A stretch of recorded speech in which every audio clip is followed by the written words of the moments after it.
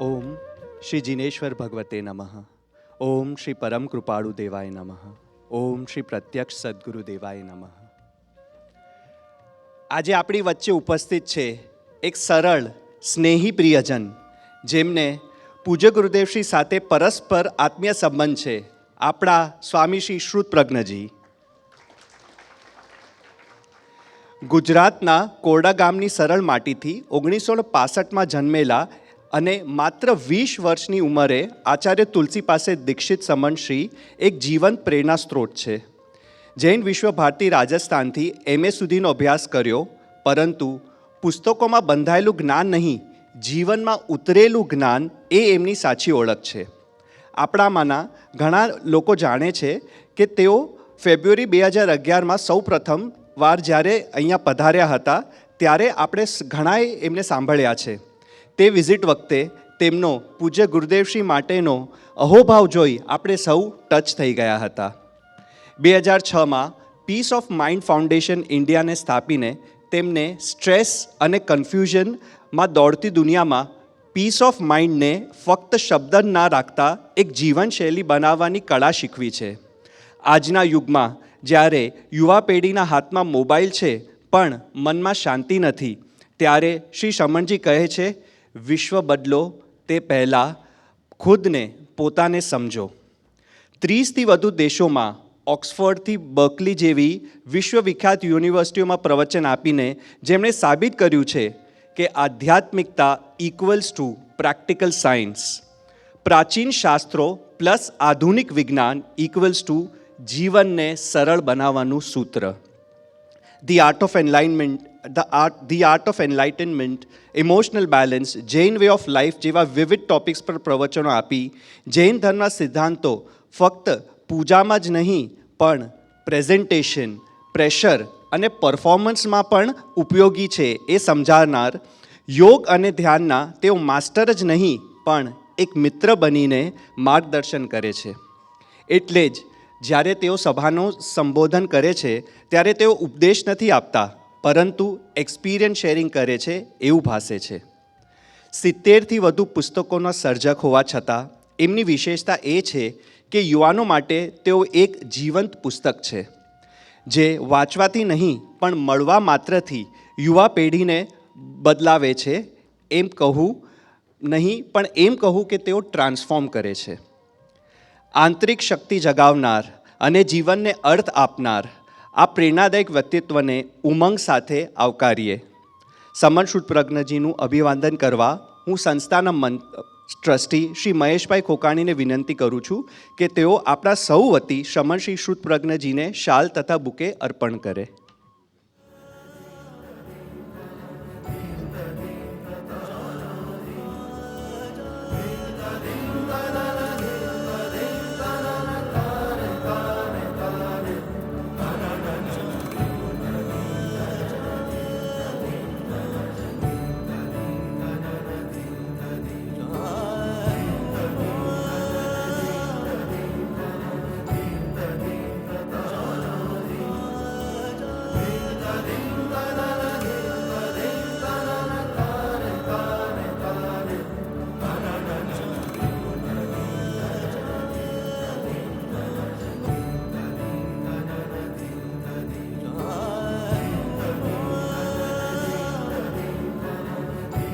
Without any further ado, I request Shaman Shri to take this session forward by sharing his words of wisdom. Om Shri Raj Charnarpan Mastu.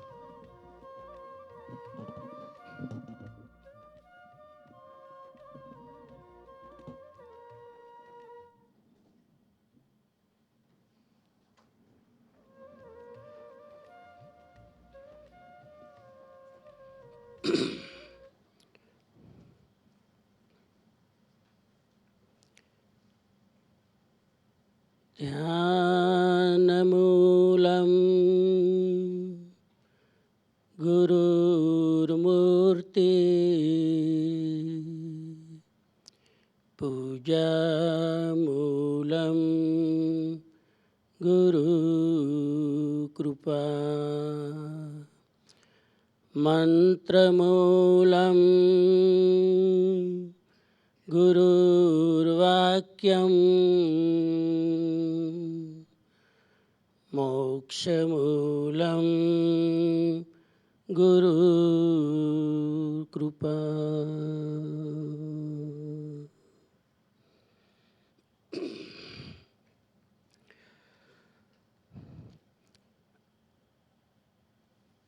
આત્મજ્ઞાનના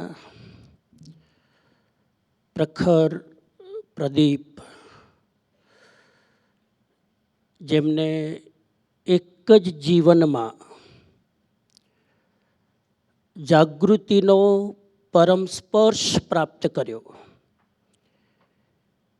એવા પરમ કૃપાળુ દેવને આ તીર્થભૂમિ પર સત વંદન. અલૌકિક વાતાવરણ, ધરમપુરની આ પવિત્ર ધરા અને પૂજ્ય શ્રી રાકેશભાઈ જેવા સદગુરુના યોગ બળના પ્રતાપે આ તીર્થ એ માત્ર પથ્થર અને સંરચના નથી, પણ સાધનાનો જીવંત શ્વાસ છે. આ ખાલી શબ્દો નથી, મારી અનુભૂતિ છે. હું ગઈકાલે સાંજના અહીંયા આવ્યો, રાતના ગુરુવંદન અને આરતી મંગલ દીવામાં ભાગ લીધો. થોડો સમય હતો, ધ્યાનમાં બેઠો. એક ધ્યાન એવું હોય કે જે આંખ બંધ રાખીને કરવાનું હોય, એક ધ્યાન એવું હોય જે ખુલ્લી આંખથી કરવાનું હોય.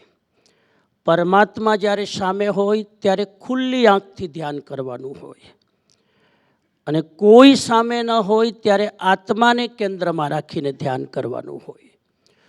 તો હું પ્રભુ મહાવીરની પ્રતિમા જે મૂળ નાયક તરીકે બિરાજમાન છે, થોડી વાર આરતી પહેલાં ધ્યાનસ્થ હતો અને ત્યાંના વાઇબ્રેશન મેં જોયા.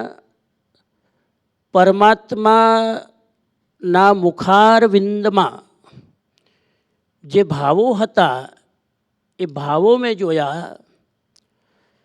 આજુબાજુનું વાતાવરણ જે હતું એ વાતાવરણ પણ ફીલ કરવાની કોશિશ કરી. મને એવું લાગ્યું કે દેરાસરનું વાતાવરણ આવું 40 કન્ટ્રીમાં યાત્રા કર્યા પછી મેં ક્યાંય જોયું નથી. યુઝ્યુઅલી એવું બને કે દેરાસરમાં જ્યાં સૌથી વધારે લોકો શાંત થવા જાય એ જ દેરાસરમાં સૌથી વધારે અશાંતિ હોય. પણ અહીંયા પહેલી વાર મેં જોયું કે દેરાસરમાં લોકો કનેક્ટ થવા આવે છે. દેરાસરમાં પરમાત્માની પ્રતિમા જોઈને લોકો પોતાને કરેક્ટ કરવા આવે છે, અને એ કનેક્શન અને કરેક્શન પછી જે પ્યુરિફિકેશન થાય છે એ અહીંયા મેં સાક્ષાત મહેસૂસ કર્યું. તમે બધા સદભાગી છો કે આ વાતાવરણમાં તમારું જીવન સમર્પિત કર્યું છે. આવું વાતાવરણ પણ બહુ પુણ્યનો યોગ હોય ત્યારે પ્રાપ્ત થતું હોય છે. ગઈકાલ સાંજથી આજ સુધી બધું હું પરિભ્રમણ કરીને જોઈ રહ્યો છું. હજુ 10% જોયું એવું લાગે છે. પણ આટલું બધું વ્યવસ્થિત અને ભાવ સાથે કાર્ય જે થઈ રહ્યું છે એ સત્પુરુષના યોગ બળ વગર સંભવ જ નથી. અને સદગુરુના પ્રેમ બળ વગર પોસિબલ જ નથી. પરમ પૂજ્ય રાકેશભાઈ સાથે બહુ જ આત્મીય નાતો છે અને એના કારણે જ અહીંયા અમારો પ્લાન તો બીજો હતો, પણ નેમીનો ફોન આવ્યો ને આખો પ્લાન ચેન્જ કરી નાખ્યો. કોઈ સત્સંગનો પ્લાન નહોતો, કોઈ આયોજન નહોતું, પણ આ પૂજ્ય ગુરુદેવનો પ્રેમ એટલે આજે હું તમારી વચ્ચે અહીંયા બેઠો છું. જે રીતે બધું મેં જોયું, ખરેખર પૂજ્ય ગુરુદેવ રાકેશભાઈના હૃદયમાં જીવ માત્ર પ્રત્યે કેટલી કરુણા છે એ આપણને સ્પષ્ટ દેખાય છે. એના વગર આટલું સેવાનું કામ પોસિબલ નથી. હોસ્પિટલ મેં જોઈ, દેરાસર જોયું, આ બધું જોતા એમ લાગે કે તમે ઇન્ડિયામાં નથી. તમને એમ લાગે કે કોઈ અમેરિકાની હોસ્પિટલમાં વિઝિટ કરી રહ્યા હોય, કોઈ ન્યૂઝીલેન્ડની એક પરિસરની અંદર તમે વિચરણ કરી રહ્યા હોય એવું વાતાવરણ. એટલે મને લાગે કે ભવ્યતા તો બધે જોવા મળે, અહીંયા ભવ્યતાની સાથે દિવ્યતા છે. ખાલી ભવ્યતા એ ભૌતિકતા છે, ખાલી ભવ્યતા એ મટીરિયલ ડેવલપમેન્ટ છે, ખાલી ભવ્યતા એ તમને ક્ષણિક આનંદ આપી શકે, પણ દિવ્યતા છે એ તમને ડાયરેક્ટ કનેક્ટ કરે છે. એટલે અહીંયા ભવ્યતા અને દિવ્યતાના એક સાથે દર્શન થાય છે. અને જે લોકો આ ભૂમિમાં આવે છે, આ ભૂમિમાં આવ્યા પછી, આ ભૂમિના વાઇબ્રેશન ઝીલ્યા પછી એકવાર તો એને થાય કે કરવા જેવું તો આ જ છે. એક આ એવી દિવ્ય ભૂમિ, અને જ્યારે સ્વયં પરમ કૃપાળુદેવ અહીંયા વિચર્યા હોય, અહીંયા સાધના કરી હોય, એટલે એ ભૂમિના વાઇબ્રેશનનું તો શું કહી શકાય, એવી આ એક જગ્યા છે. આ ભવ્યતા અને દિવ્યતાની વચ્ચે ગુરુદેવે આપણને વાતાવરણ આપ્યું, ગુરુદેવે આપણને સગવડ બધી આપી, ગુરુદેવે આપણને સાધનાની બધી જ રિક્વાયરમેન્ટ જે છે એ પૂરી કરી આપી. સાધના તો હવે આપણે જ કરવી પડશે. આપણા બદલે ગુરુદેવ સાધના કરે નહીં. ઘણાને એમ થતું હોય કે એ પણ તમે કરી લો તો સારું. એ પોસિબલ નથી. આપણે ત્યાં મર્યા વગર મોક્ષ ન મળે એમ સાધના કર્યા વગર, સ્વયં સાધના કર્યા વગર સિદ્ધિ મળે નહીં. અને એના માટે અહીંયા આ ભૂમિ પર આવ્યા પછી એક વસ્તુ મને સતત મનમાં આવી રહી છે, એ તમારી સાથે શેર કરું કે અંતિમ મૃત્યુ, માણસનું અંતિમ મૃત્યુ આવે એ જીવનની કરુણતા નથી. આજના સત્સંગનો અમારો મેઇન મુદ્દો છે, એટલે જરા ધ્યાનથી ગૌર કરજો. માણસનું અંતિમ મૃત્યુ આવે એ જીવનની કરુણતા નથી, પરંતુ તમે જીવતા હોવા છતાં તમારી અંદર રહેલા સંસાધનોનું જો મૃત્યુ થાય તો એ જીવનની પરમ કરુણતા છે. આ મુદ્દાને જરા 5 મિનિટ હું લઉં. આ મુખ્ય મુદ્દો છે. અંતિમ મૃત્યુ એ કરુણતા એટલા માટે નથી કે અંતિમ મૃત્યુને કોઈ ટાળી શકતું નથી. અંતિમ મૃત્યુ એ અવશ્યંભાવી છે, એ ત્રિકાળી ધ્રુવ સત્ય છે, એમાંથી કોઈ અપવાદ નથી, કોઈ બચી શકતું નથી. પરંતુ અંતિમ મૃત્યુ આવે એના પહેલાં, જ્યારે તમે અને હું જીવતા હોઈએ ત્યારે આપણને જે સંસાધનો મળ્યા છે, 5 ઇન્દ્રિયો, 5 કર્મેન્દ્રિય, મન, બુદ્ધિ, ચિત્ત, ચેતના, ચૈતન્ય તત્વ, આ બધી જ વસ્તુઓ જે આપણને મળી છે, મૃત્યુ આવે એના પહેલાં જો એનું મરણ થઈ જાય તો એ જીવનની પરમ કરુણતા છે. અને જે વ્યક્તિ મૃત્યુ આવે એના પહેલાં આ જે સંસાધનો મળ્યા છે એનો જો એ સદુપયોગ ન કરે તો એને ગુમાવવાનો વારો આવે. એ ગુમાવવું એ પરમ મૃત્યુ છે. એટલે માણસ 2 વાર મરે જિંદગીમાં. માણસ 2 વાર મરે છે. એક તો અંતિમ મૃત્યુ આવે ત્યારે, અને બીજું મૃત્યુ આવે એના પહેલાં જે મળેલા સંસાધનો છે એ વાપરે નહીં ત્યારે. ઘણા બધા એવા લોકો છે દુનિયામાં જેને મન મળ્યું પણ વાપરતા નથી, જેને ચિત્ત મળ્યું પણ વાપરતા નથી, જેને ભાવ મળ્યા પણ વાપરતા નથી, મૈત્રી, પ્રમોદ, કરુણા, માધ્યસ્થ વાપરતા નથી, જેને ચૈતન્ય તત્વ મળ્યું, જેને શુદ્ધ આત્મ તત્વ મળ્યું પણ એ લોકો વાપરતા નથી. આવા લોકો માટે કીધું ક્ષણ ક્ષણ ભયંકર ભાવ મરણે કાં અહો રાચી રહો. તો આ ક્ષણ ક્ષણ મરવાની વાત જે છે એ એના માટે છે કે આપણને પુણ્યના યોગે મળેલી વસ્તુ આપણે વાપરતા નથી. જે સાધક આ વસ્તુને વાપરી લે એટલે એનો સદુપયોગ કરી લે. દુરુપયોગ આપણે બહુ કરીએ, સદુપયોગ કરી લે. આજે વિચાર કરીએ, આપણને મન મળ્યું વિચાર કરવા તો કેટલો એનો સદુપયોગ કરીએ છીએ. આપણને ભાવ મળ્યા ધબકવા માટે, એ આપણા ભાવ કેટલા ધબકી રહ્યા છે અંદર.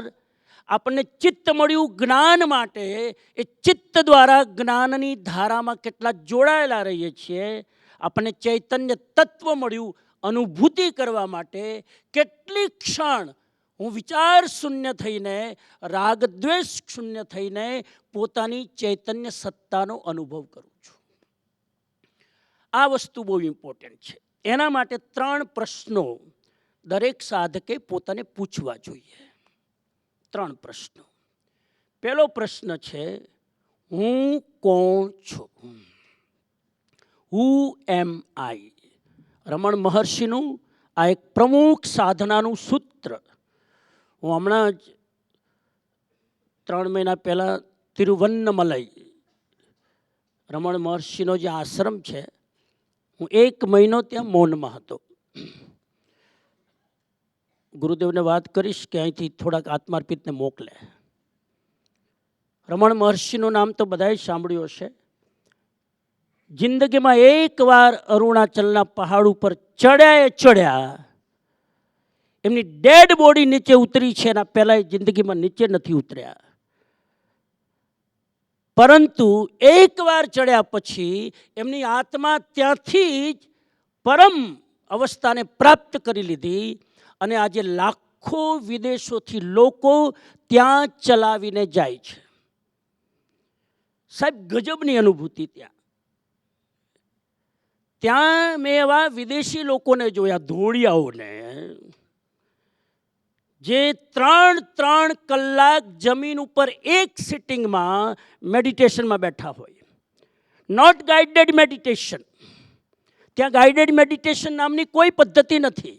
ત્યાં ખાલી બેસીને મૌન થવાનું અને વાઇબ્રેશનનો સહારો લઈને તમારે અંતર્મુખ થઈને પોતાની જાતને શોધવાની કે હું કોણ છું. મેં એવું નક્કી કર્યું છે, મારા 60 વર્ષમાં પ્રવેશ હમણાં થયો 11 ડિસેમ્બર. એટલે 60 વર્ષમાં મેં નક્કી કર્યું, આમ તો પહેલેથી જ યાત્રા ચાલુ કરી છે, કે દર મહિને 10 દિવસ મૌનમાં ચાલ્યા જવાનું. આપણી લાઈફ બીજા માટે પછી છે, પહેલાં પોતાના માટે છે. એટલે નક્કી કર્યું કે 10 દિવસ મહિનામાં એવી ગુપ્ત જગ્યાએ ચાલ્યા જવાનું, મૌનમાં, જ્યાં કોઈ પરિચય ન હોય, અને એ જગ્યાએ આ શોધ કરવાની કે હું કોણ છું. તો આ પહેલો પ્રશ્ન. આ આશ્રમ શેના માટે બનાવ્યો ગુરુદેવે? યાત્રીઓ માટે, વિઝિટર્સ માટે. આશ્રમ, મારી કલ્પનામાં આશ્રમ એને કહેવાય કે જ્યાં સમૂહમાં લોકો આવીને પોતાની સાધના કરી શકે અને હું કોણ છું એનો બૌદ્ધિક સત્સંગથી નહીં, અનુભૂતિથી જવાબ મેળવી શકે. એના માટે આશ્રમ એક વ્યવસ્થા છે. આશ્રમનો ઉપયોગ આના માટે જ થવો જોઈએ. અને એ પૂજ્ય ગુરુદેવ બહુ જ કેરફુલ છે. હમણાં જ અપૂર્વ સાથે વાત થતી હતી, અપૂર્વજી સાથે વાત થતી હતી કે આ બહુ જ ઇમ્પોર્ટન્ટ છે. જ્ઞાની લોકો જાગૃત હોય જ, સવાલ જ નથી. જ્ઞાની લોકો ગમે એટલા પુણ્યના પ્રભાવથી બહારનો વિસ્તાર વધતો હોય, પણ જ્ઞાની લોકો એમના મૂળ સત્ય પ્રત્યે બહુ જાગૃત હોય. અને મૂળ સત્ય એ છે કે સાધના વગરની સેવા નકામી છે. આ હું શબ્દ વાપરું છું, નકામી છે. સાધના ન હોય, તમે સાધક ન હોય ને સેવક બની જાઓ, એ સેવક કોઈ કામનો નહીં. એ સેવક પણ નહીં બની શકે. એ અહંકારમાં આવીને, નામ અને યશમાં આવીને, સન્માનની લાલસામાં આવીને વધારે કર્મબંધન કરશે.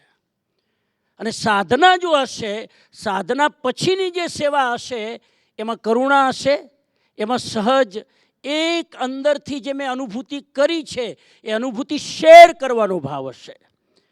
એટલે કરુણા પણ આર્ટિફિશિયલ ન હોવી જોઈએ. સાધનાની અનુભૂતિ વગરની સેવા એ મારી દ્રષ્ટિએ આર્ટિફિશિયલ છે. અને સાધનાની અનુભૂતિમાંથી નીકળેલી સેવા હોય એ કરુણાની સુગંધ છે. તો આ એક બહુ જ જાગૃતિથી પહેલો પ્રશ્ન કરીએ.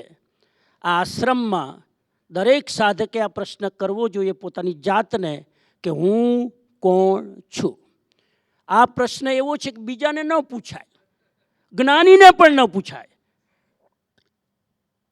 આપણા એવા ફકીરો થયા ઝેન પરંપરામાં, જૈન નહીં, ઝેન પરંપરામાં એવા ફકીરો થયા કે તમે એની પાસે જઈને આવા સાધનાના પ્રશ્નો પૂછો તો એ તમને થપાટ મારે, રીતસર દંડો મારે. કે જે પ્રશ્ન તમારે તમારી જાતને પૂછવાના છે એ પ્રશ્ન જ્ઞાનીને પણ પૂછો, જવાબ આવડતો હોય તો પણ એ તમને જવાબ ના આપી શકે. કેમ કે આ જવાબ સૂચનાત્મક નથી, આ જવાબ અનુભૂતિઆત્મક છે. તો હું કોણ છું, આનો જવાબ અંદર શોધવાનો છે. અને આનો જવાબ ક્યારે મળે? હું સાધનામાં ત્યાં 1 મહિનો હતો. તમે ત્યાં રહો ને એ તો ત્યાં રમણ મહર્ષિના એક વાઇબ્રેશન છે. એ વાઇબ્રેશન તમને સપોર્ટ કરે. આના જવાબમાં સપોર્ટ કરી શકે, નિમિત્ત બની શકે, પણ શોધવાનું તો તમારે જ છે. એટલે ત્યાં હું સાધનામાં બેઠો ને મેં આનો જવાબ શોધવાની કોશિશ કરી કે હું કોણ છું. આનો જવાબ ક્યારે મળે? આનો જવાબ તમે સાવ અંદરથી શૂન્ય થઈ જાઓ ત્યારે મળે. અંદરમાં જ્યાં સુધી વિકલ્પો ચાલતા હોય ત્યાં સુધી આનો વાસ્તવિક જવાબ મળે નહીં. તો હું કોણ છું આ પ્રશ્ન પૂછવાનો, પ્રશ્ન પૂછતા પૂછતા પ્રશ્ન ગિરજાએ, અંદર શૂન્ય થઈ જાઓ, ત્યારે તમે થોડીક રાહ જુઓ, ત્યારે અંદરથી તમને અનુભૂતિનો જવાબ મળશે. જવાબ પાછો શબ્દોમાં નથી હોતો કે હા હમણાં અંદરથી આવશે, હું આત્મા છું, એ જવાબ નથી હોતો. અનુભૂતિ થશે કે હું કોણ છું. પ્રશ્ન પૂછવાનો છે હું કોણ છું, જવાબ તમને વાક્યમાં નહીં આવે, જ્ઞાનમાં નહીં આવે, જવાબ તમને અનુભૂતિમાં આવશે. એ શૂન્ય થશો ત્યારે કે હું પરમ ચૈતન્ય સત્તા છું, જે ક્યારેય પણ મૃત્યુ આવે તો પણ મરતી. આ પેલો પ્રશ્ન. એ પ્રશ્ન માટે બીજા 2 સપોર્ટિંગ પ્રશ્ન છે. હું શું શોધી રહ્યો છું? હું શું શોધી રહ્યો છું? What I am trying to find out, what I am trying to search out. મારી શોધ શેની છે, હું શું શોધી રહ્યો છું. કોઈ સંપૂર્ણ દીક્ષા લીધી, સર્વસંગ પરિત્યાગ કરીને, કોઈ સાધના માટે જીવન સમર્પિત કરી દીધું, સર્વાર્પિત બનીને, કોઈ આત્માર્પિત બનીને, કોઈ પ્રેમાર્પિત બનીને, જે કંઈ તમે તમારા સાધના માટે સમર્પિત કર્યું છે, તો પ્રશ્ન પૂછો કે આખીરમાં હું શું શોધવા માટે નીકળ્યો છું. અને જે શોધવાનું છે એ બહાર નથી, એ આપણી અંદર છે. એ તમને ઘરમાં પણ મળી શકે, પણ ઘરમાં બહારનો કોલાહલ એટલો બધો છે. ભગવાન મહાવીરે ઉત્તરાધ્યન સૂત્રમાં ક્યાંક લખ્યું છે કે સંસારી લોકો વચ્ચે સાધકે સતત જાગૃત રહેવું જોઈએ. કેમ કે સંસારી લોકોની વચ્ચે આપણે રહીએ ને તો ઘણીવાર આપણે ખોવાઈ જઈએ છીએ. એ જાગૃત રહેવાની વાત છે. તો બીજો પ્રશ્ન છે, હું શું શોધી રહ્યો છું. આનો જવાબ બહુ જ ક્લિયર હોવો જોઈએ. હું શાંતિ શોધી રહ્યો છું, હું સુખ શોધી રહ્યો છું, હું આનંદ શોધી રહ્યો છું, શું શોધી રહ્યો છું. કૃપાળુ દેવ એક વસ્તુ સ્પષ્ટ કરે છે, અને એ વસ્તુ એ છે કે જગત દુઃખમય નથી, જગત અજ્ઞાનમય છે. જગત દુઃખમય નથી, જગત અજ્ઞાનમય છે. પ્રમાણ, જે સ્વરૂપ સમજ્યા વિના પામ્યો દુઃખ અનંત. સ્વરૂપનું અજ્ઞાન છે એ જ દુઃખનું મૂળ કારણ છે. એટલે આ જગત દુઃખમય નથી, આ જગત અજ્ઞાનમય છે. અને અજ્ઞાન એ બહારનું નથી, પોતાનું છે. અજ્ઞાન માટે કંઈક પામવાનું નથી, અંદર છે ને ઉઘાડવાનું છે. જેમ સૂર્ય વાદળની પાછળ ઢકાઈ જાય, એમ આપણો આત્મા રાગ, દ્વેષ અને અહંકારની પાછળ ઢકાઈ ગયો છે. સાધના એટલી જ કરવાની છે કે વાદળાઓને હટાવવાના છે. આમાંય બે સ્ટેપ છે. એક સાધક હોય, જ્ઞાની હોય. કૃપાળુ દેવને આપણે જ્ઞાનીની કક્ષામાં મૂકીએ, પૂજ્ય ગુરુદેવને આપણે જ્ઞાનીની કક્ષામાં મૂકીએ, આપણે બધાય સાધકની કક્ષામાં. તો જ્ઞાની શું કરે અને સાધક શું કરે? જ્ઞાની વાદળા હટાવવાની કોશિશ ન કરે. જ્ઞાનીની ડાયરેક્ટ અપ્રોચ હોય. એ ડાયરેક્ટ સૂર્ય સુધી પહોંચે, આત્માની અનુભૂતિ કરે, અને એના પ્રકાશની અંદર જે વાદળા હોય એ બધા એની મેળે કંઈ પણ કર્તૃત્વ કર્યા વગર હટી જાય. આ જ્ઞાનીની અવસ્થા. સાધકની અવસ્થા શું છે? વાદળા હટાવવાના. ધીરે ધીરે ધીરે ક્રોધ ઓછો કરો, માન ઓછું કરો, માયા ઓછું કરો, લોભ ઓછું. એ અજ્ઞાનતા હટાડવા માટે આ સાધના છે, એ સાધકની સાધના છે. એ સાધના કરતાં કરતાં કરતાં જ્યારે અનંતાનુબંધી કશાય મંદ પડે, અપ્રત્યાખ્યાની કશાય મંદ પડે, ત્યારે ખબર પડે કે આ હટાવવાની બહુ મહેનત કરવાની જરૂર નથી, લાઇટ હળગાવવાની જરૂર છે. અંધારું ભગાડવાની જરૂર નથી, દીવો પ્રગટાવવાની જરૂર છે. તો આ બીજી સાધના છે, હું શું શોધી રહ્યો છું. ત્રીજી સાધના છે, મારે ક્યાં પહોંચવાનું છે. આ ત્રીજી સાધના, મારે ક્યાં પહોંચવાનું છે. અને હું અત્યાર સુધી આટલા વર્ષથી ભક્તિ કરું છું, ધ્યાન કરું છું, સત્સંગ કરું છું, પ્રવચનો સાંભળું છું, હું અત્યાર સુધી ક્યાં પહોંચ્યો. દરેક સાધકે એ જોવું જોઈએ. હું રાજકોટથી આવતો હતો તો વચ્ચે વચ્ચે વચ્ચે હું જોતો હતો કે કેટલા માઇલ અંતર કપાણું. અંતર કપાય છે કે પાછું વધે છે એ પણ જોવું પડે. એટલે દરેક સાધકે જોવું પડે કે હું આટલા વર્ષથી સાધના કરું છું તો મારું કેટલું અંતર કપાણું. હું ત્યાં ને ત્યાં નથી બેઠો ને. મારી જર્ની થઈ રહી છે કે ઘાંચીના બળદની જેમ ગોળ ગોળ ફરી રહ્યો છું, એ ચેક કરવાનું હોય. તો આ 3 પ્રશ્નો પૂછવાના છે. અને 3 પ્રશ્નો માટે એક જ વસ્તુ છે કે આ 3 પ્રશ્નોના જ્યારે જવાબ મળી જાય, હું કોણ છું, હું શું શોધી રહ્યો છું અને મારે ક્યાં પહોંચવાનું છે, આ 3ના જ્યારે જવાબ મળી જાય એને જ્ઞાનીઓ, એને શાસ્ત્રો સમ્યક દર્શન કહે છે, એને આત્મજ્ઞાન કહે છે, એને આત્માનુભૂતિ કહેવાય છે અને આત્મબોધ કહેવાય છે. અને જ્યારે એ સમ્યક દર્શનનો સ્પર્શ થાય ત્યારે જિંદગીની શરૂઆત થાય છે. એક બહુ સરસ બોધકથા હું વાંચતો હતો કે એક સંત વિહાર કરતા હતા. તો વિહાર કરતાં કરતાં સાંજ પડી ગઈ એટલે રાતના વિહાર થાય નહીં, એટલે વિચાર્યું કે ક્યાંક સ્થાન મળે તો રાતના રોકાવું. તો એ રોડ ઉપરથી નીકળતા હતા તો જોયું કે દિવાલની પાછળ કંઈક છે અને દિવાલ બહુ ઊંચી નથી, આમ થોડુંક તમે ઊભા રહો તો દેખાય કે અંદર શું ચાલે છે. તો એ સાધુ ત્યાં ઊભા રહ્યા સંત મહાત્માજી અને જોવે છે દિવાલની પાર. એને એક બહુ જ આશ્ચર્ય થયું જોઈને કે ત્યાં એક સ્મશાન ઘાટ હતું અને બધાની ડેડ બોડી ત્યાં દફનાવેલી અને એની બહાર એક જે પ્લેચ કરેલું, પ્લેગ લગાડેલું અને એમાં થોડુંક લખેલું હતું. મહાત્માજી પહોંચેલા હતા એટલે આમ બહુ જ એની પેની દ્રષ્ટિ હતી અને દેખાતું હતું. તો એ બોર્ડની ઉપર દરેકનું નામ લખેલું અને એ કેટલા વર્ષે ગુજરી ગયા એ ઉંમર લખેલી. એટલે એમને ધ્યાનથી જોયું તો કોઈક 1 વર્ષમાં ગુજરી ગયું,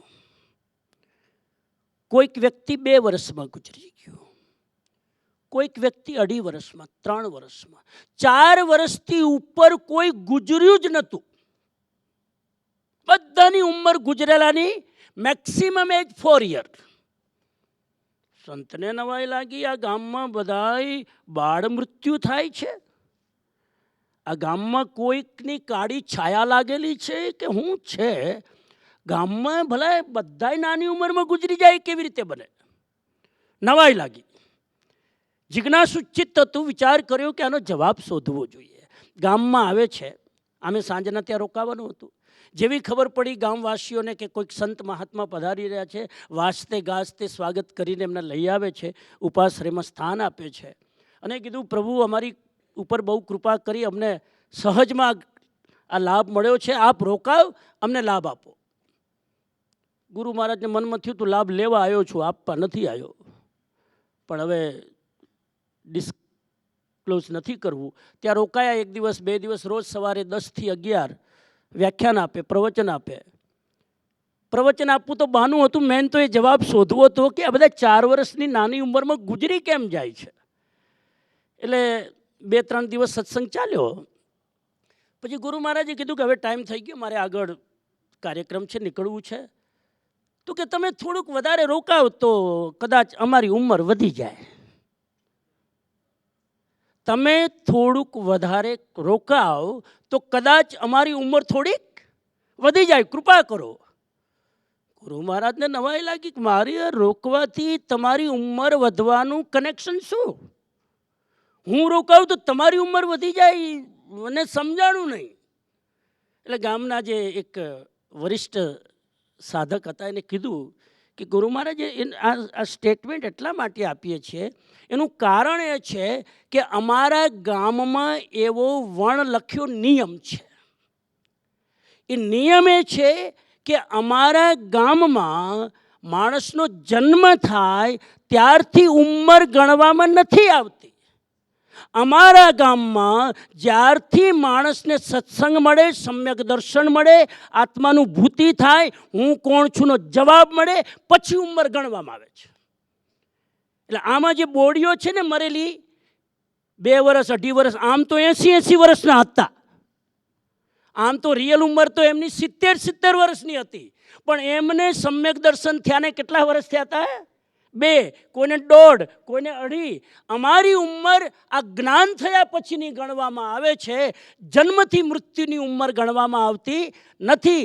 જ્ઞાનથી જ્ઞાનની ઉંમર ગણવામાં આવે છે. સાધુ મહારાજ થોડાક સાધક હતા, ખાલી ઘર નહોતું છોડ્યું, ખાલી કપડાં નહોતા બદલ્યા, ખાલી 5 મહાવ્રત નહોતું લીધું, અનુભૂતિ પણ હતી.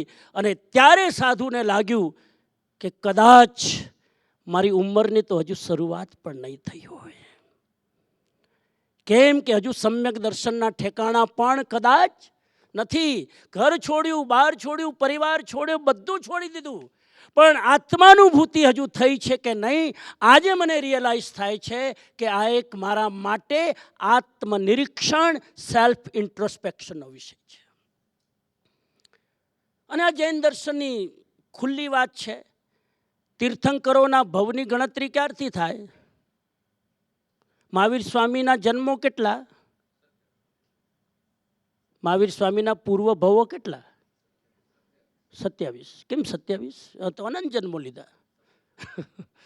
જન્મો તો અનંત થયા, પણ એ અનંત જન્મોની કોઈ ગણતરી જ્ઞાનીઓના લિસ્ટમાં આવતી નથી. જ્ઞાનીઓના લિસ્ટમાં ભગવાન મહાવીર સ્વામીએ જે ભવમાં સમ્યક દર્શન પ્રાપ્ત કર્યું ત્યારથી એના ભવોની ગણતરી શરૂ થાય છે. આપણે ત્યાં સમ્યક દર્શન પછી જ જન્મની કાઉન્ટિંગ શરૂ થાય છે. હવે તમને મને આપણે બધા આપણી જાતને પૂછીએ, કેટલા વર્ષ થયા?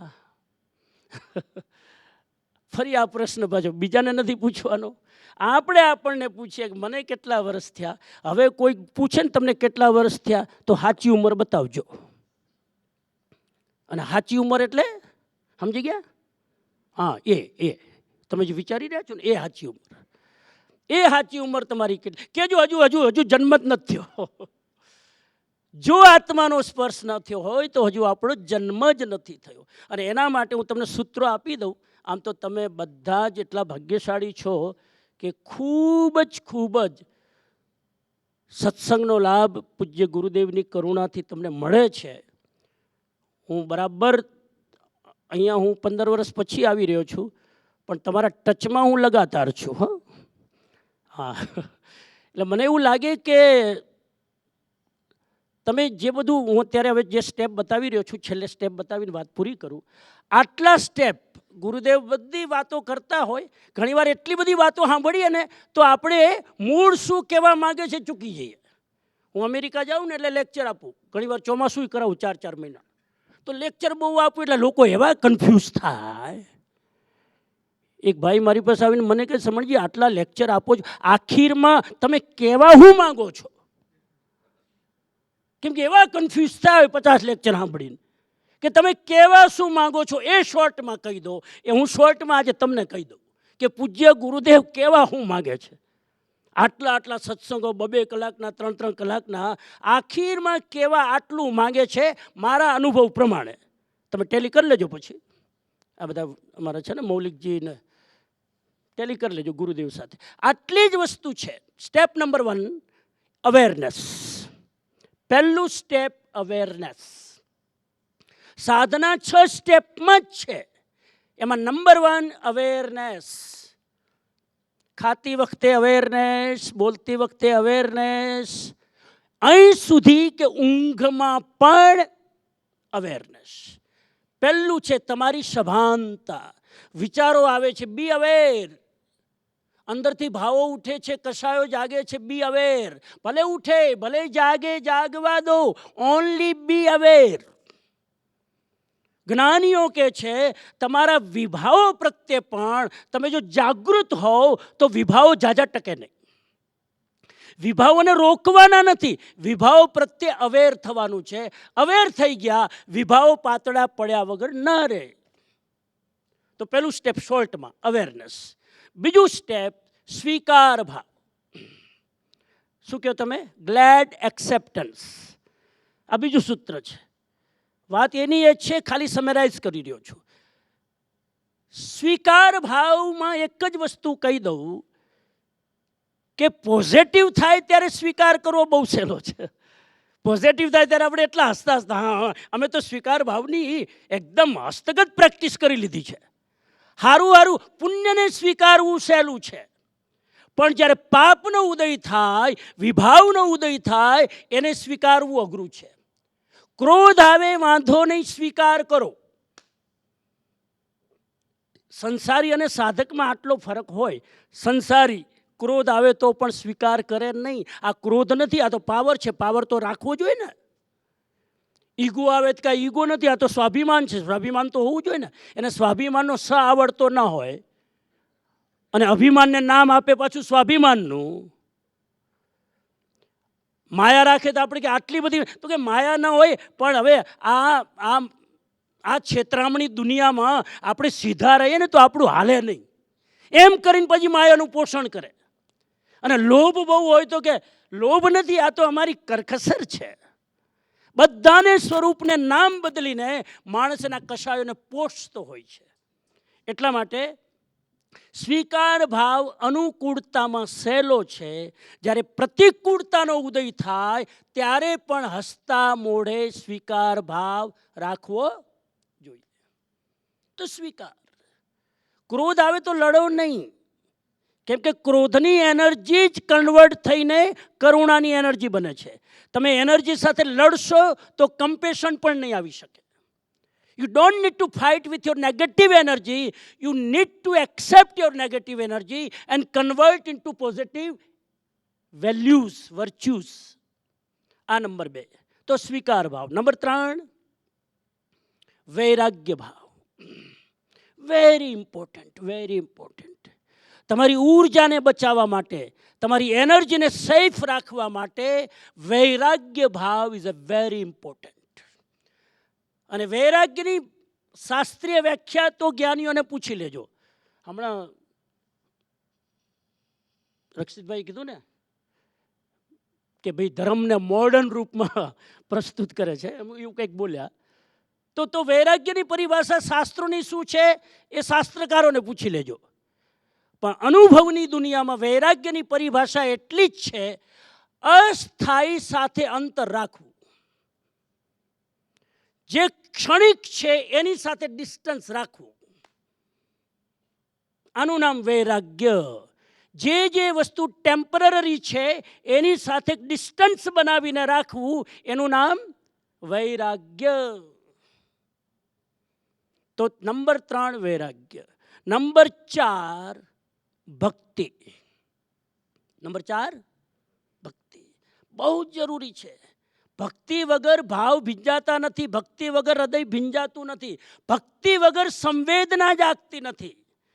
અહીં સુધી કહું કે તમે સાધના ભટ્ટી કરી લો, પણ જો ભક્તિ ન હોય તો સાધના ભટ્ટીમાં ધ્યાન દ્વારા ઉપજેલી એનર્જી પણ જડ થઈ જશે. ભક્તિ એને સંવેદનશીલ બનાવે છે. વેરી ઇમ્પોર્ટન્ટ ભક્તિ. અને ભક્તિનો અહીંયા મારો મિનિંગ છે સમર્પણ ભાવ. શોર્ટમાં, ગીત ગાવું એ ભક્તિ નથી, ભજન ગાવા એ ભક્તિ નથી. ભક્તિનો અર્થ છે સર્વાત્મના સમર્પણ ભાવ. અહો અહો શ્રી સદગુરુ કરુણા સિંધુ અપાર, આ પામર પર પ્રભુ કર્યો અહો અહો.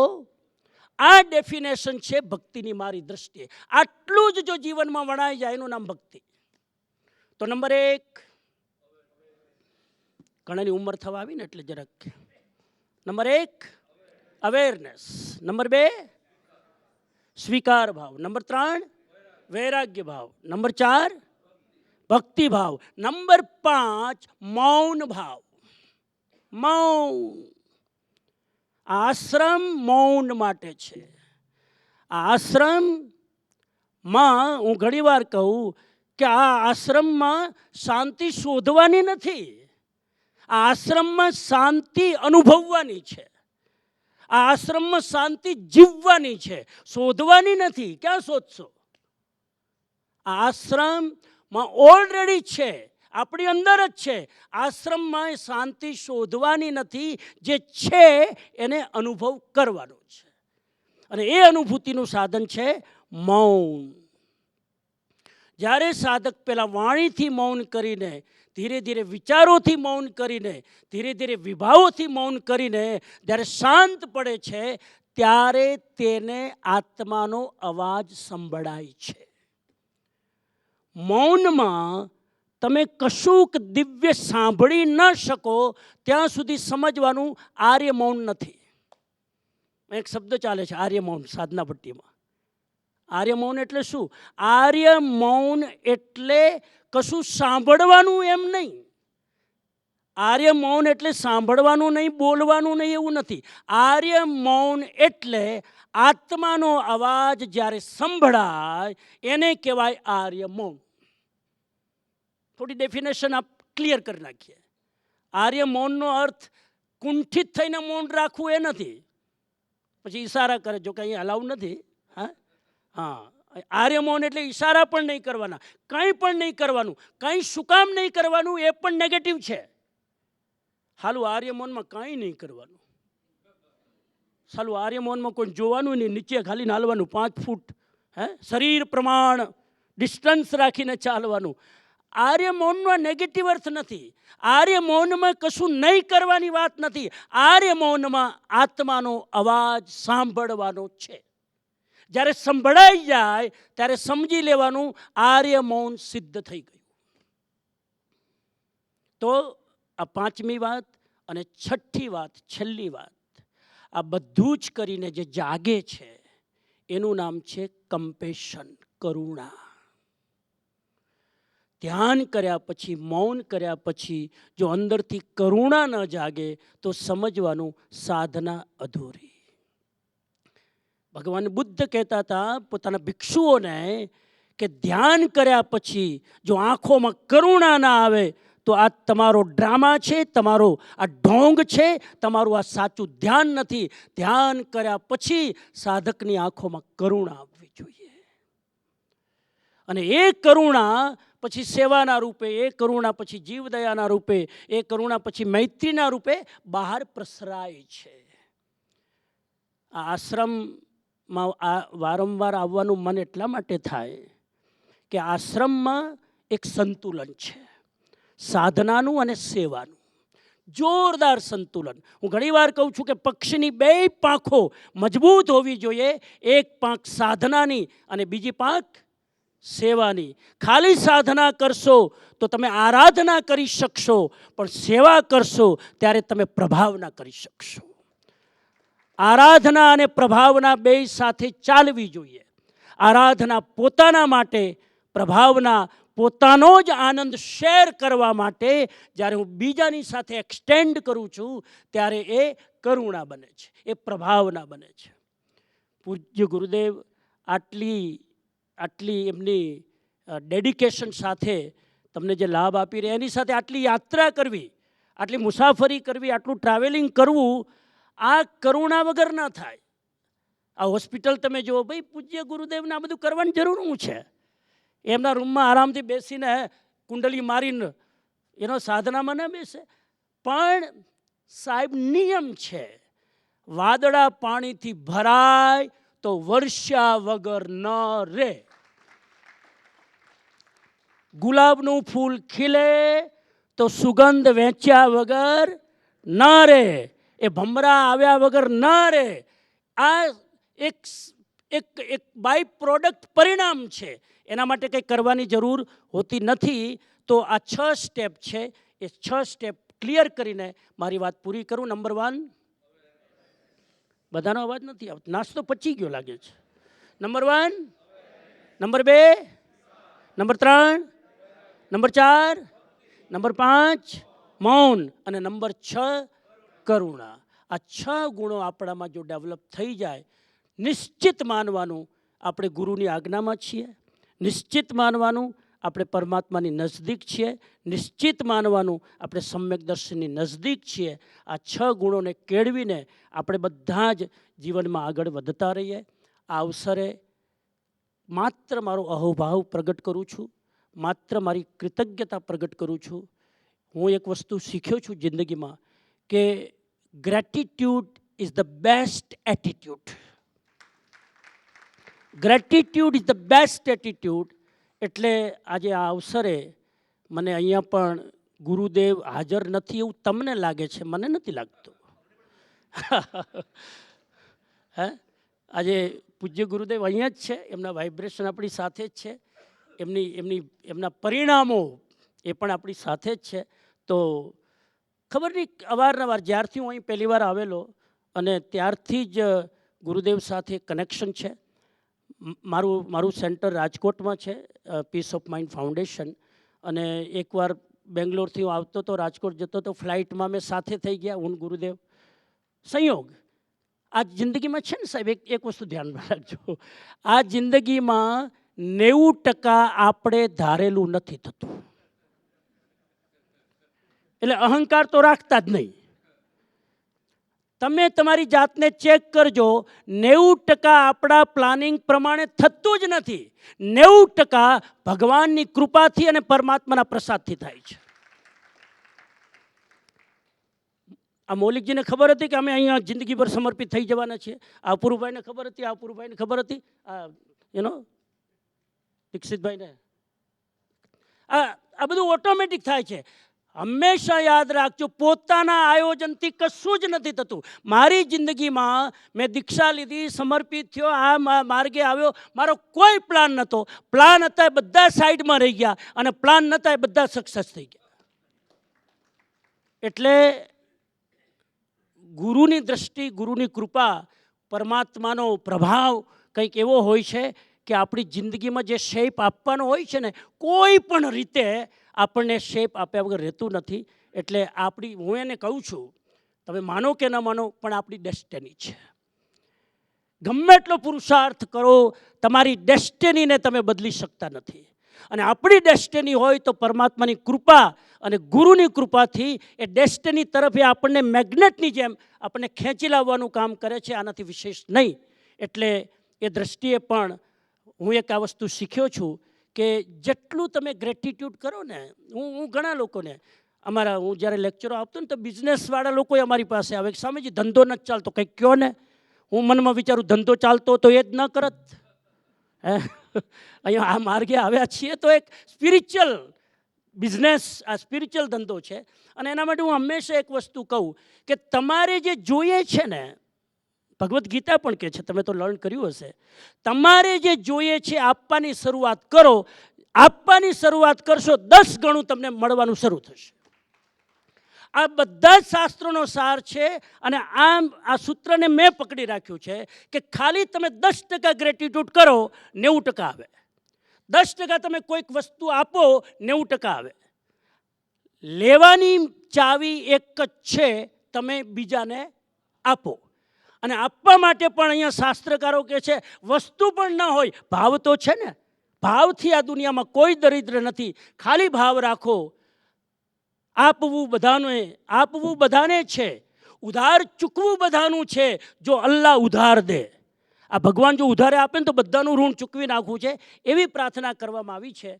તો આ અવસરે હું મારો ગ્રેટિટ્યૂડ સમર્પિત કરું છું પૂજ્ય ગુરુદેવ પ્રત્યે. મારો કોઈ જ પ્લાન આ રીતનો નહોતો કે આવીને મારે સ્વાધ્યાય કરાવવાનો છે, પણ આ પૂજ્ય ગુરુદેવની નેમી પ્રભુને ન ભૂલાય. બરાબર એમના થ્રુ હું ગુરુદેવ સાથે કનેક્ટ છું અને ખૂબ એમની કરુણા, એમનો ભાવ, એમનો પ્રેમ ભાવ. એક વસ્તુ ચોક્કસ કહીશ, ચોક્કસ મારે કહેવું જ જોઈએ, અને એ વસ્તુ એ છે કે તીર્થો ઘણા જોયા, ધર્મસ્થાનો ઘણા જોયા, પણ આટલી પવિત્રતા, આટલી શાંતિ, આટલું ડિસિપ્લિન સાથે જે ધર્મમય વાતાવરણ છે, જે યુવાનો દૂર ભાગે છે ધર્મથી, આવું વાતાવરણ જોઈને એ દૂર ભાગતા યુવાનો ખેંચાઈને આવે છે. એ મને આનંદ થયો કે મેં નાની વસ્તુ નોટ કરી કે દેરાસરમાં હું ગયો. યુઝ્યુઅલી દેરાસરમાં જાઓ તો તમને ફૂલ લાઇટ જોવા મળે. હવે ફૂલ લાઇટ હોય તો તમે ક્યારેય કનેક્ટ ના થઈ શકો.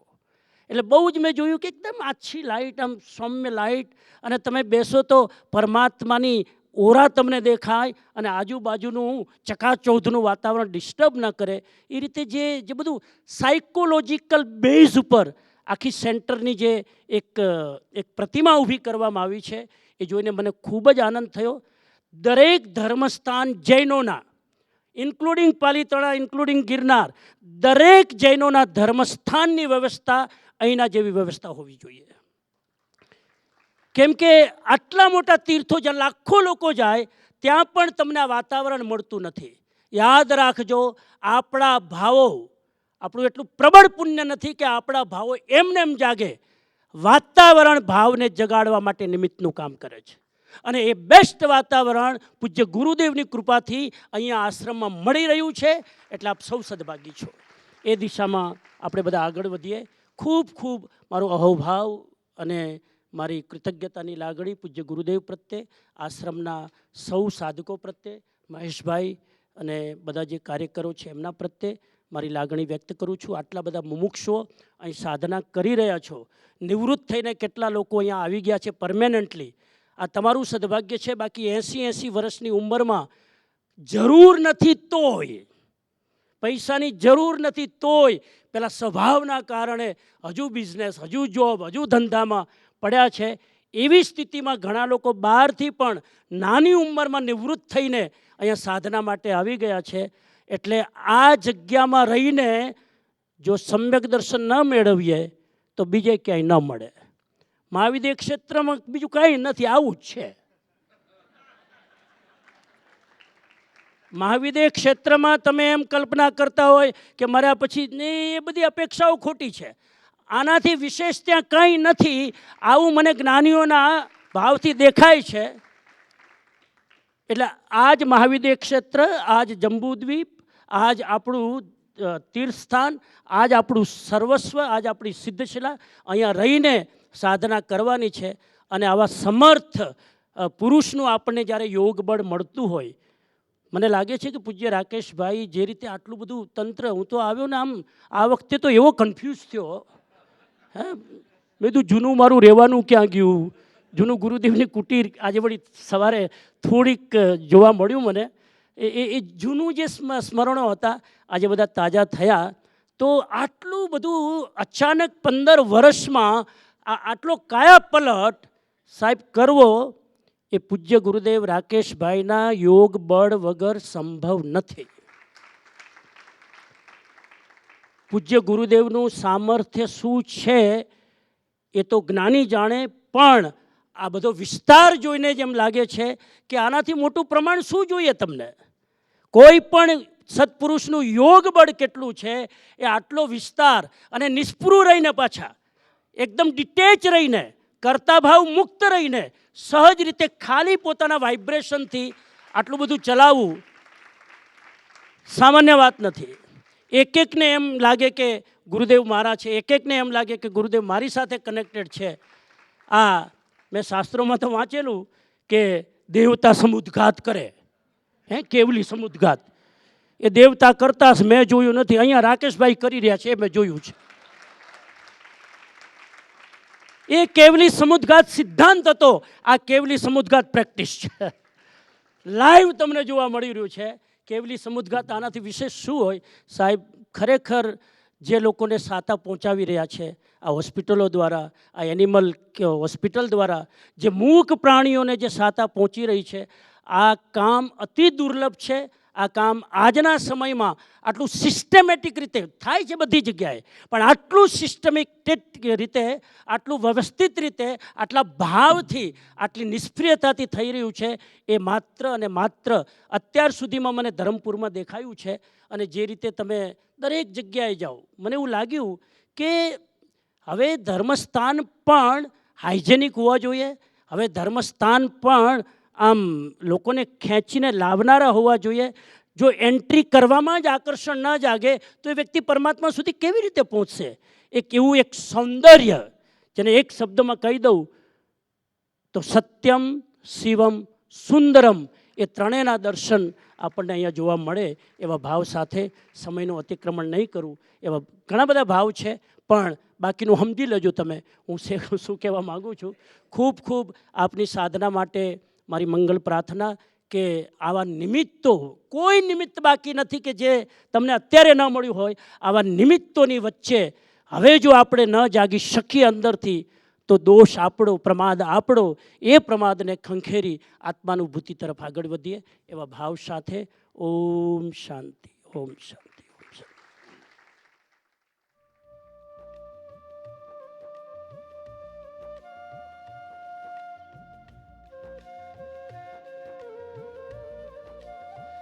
આપનો ખૂબ ખૂબ આભાર સ્વામીજી.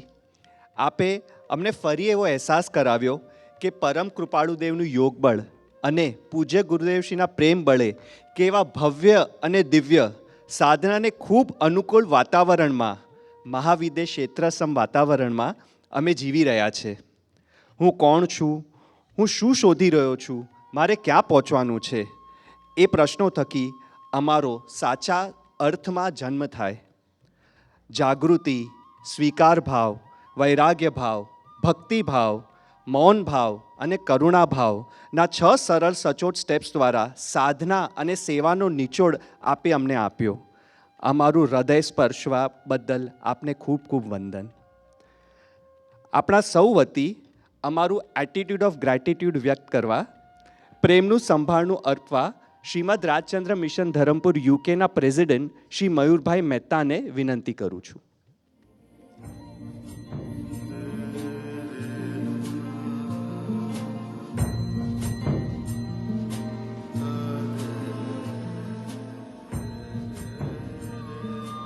ખૂબ ખૂબ આભાર આપનો સ્વામીજી. ઓમ શ્રી મહાવીર સ્વામી ભગવાનની જય, પરમ કૃપાળુ દેવની જય, શ્રી સદગુરુ દેવની જય. ઓમ